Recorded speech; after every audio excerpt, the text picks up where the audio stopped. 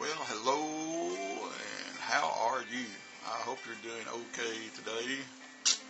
It's been a little while since I've made some videos. I've been really busy while the photography was a little slow. But I was taking some of my books that I had put together in China and tried to format them to be a little more worldly. And I now have 3 books on Amazon, and so that's what I've been doing. And I've also been working with some public domain novels. And I wanted to just tell you a little bit about what I've got, and you can go look it up, or I'll try to get some links so you can click on them. If you are a ESL teacher or student, this can be valuable to you, and they're not expensive at all.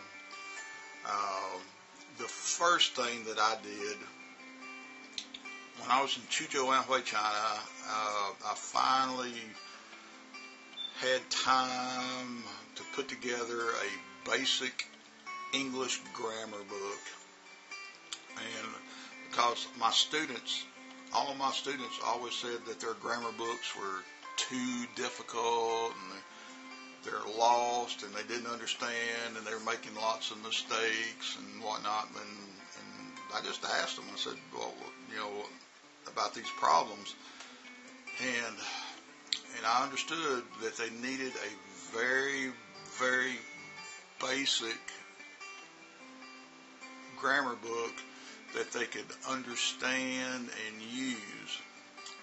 Because English grammar, really the bulk of it's not that it's that hard. It just, the students that are learning English just have to get over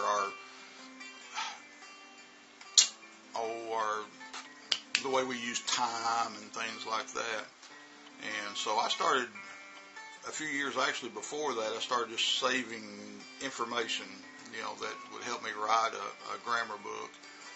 And finally, when I got to Chuzhou, I had the time to put together a simple, basic, easy to understand grammar book that could work for any age. Because grammar doesn't change if you're a 10-year-old learning grammar or you're a grandpa trying to learn English. Nothing changes. So if you put together a grammar book, it's good for everybody. And when I was in China, the big thing I was concerned with was I needed them, because of this factor. If you had grandpa learning English, or a college student that never really cared about English when he was in middle school, I wanted to make sure I got this thing translated.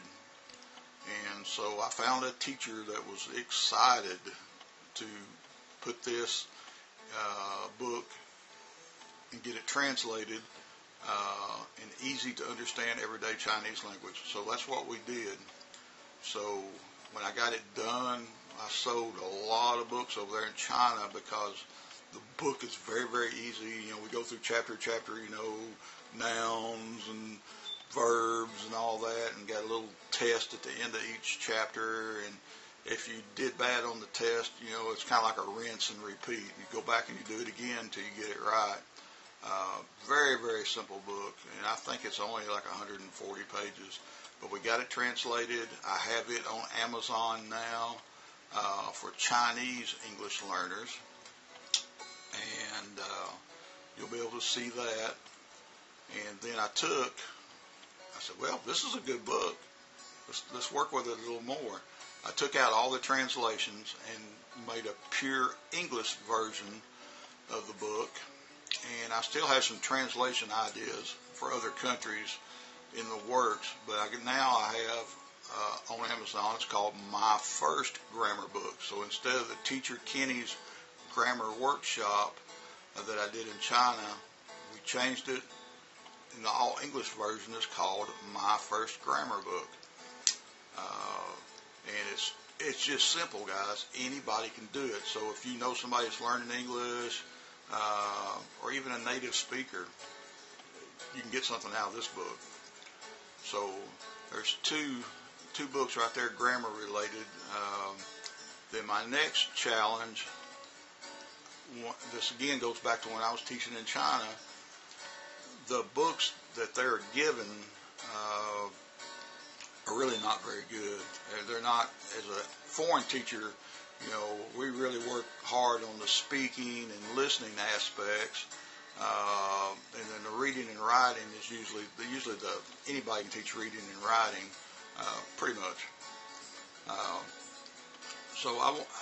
And the books that I saw when I was in China, especially, I said, man, they're really not very good. They don't really promote the speaking. They promote the individual. But if you're speaking, you got to have somebody to speak to, and I knew that right away. And so I started putting together topics and things that you could talk about, games, everything that's related to interaction. Because remember, you're teaching a foreign student, and they got to have time to practice. Speaking and listening are skills. They're not a given. They're a skill that you have to learn. And so what I did with this ESL Victory textbook that you'll see in Amazon, I put together a wealth of material that you could teach anything out of. If you had students for 2 periods, you could teach, basic grammar things, games related to grammar, or my favorite is group discussions. Again, remember, we're teaching students about speaking and listening and interaction so they can have actual conversations with the foreigners.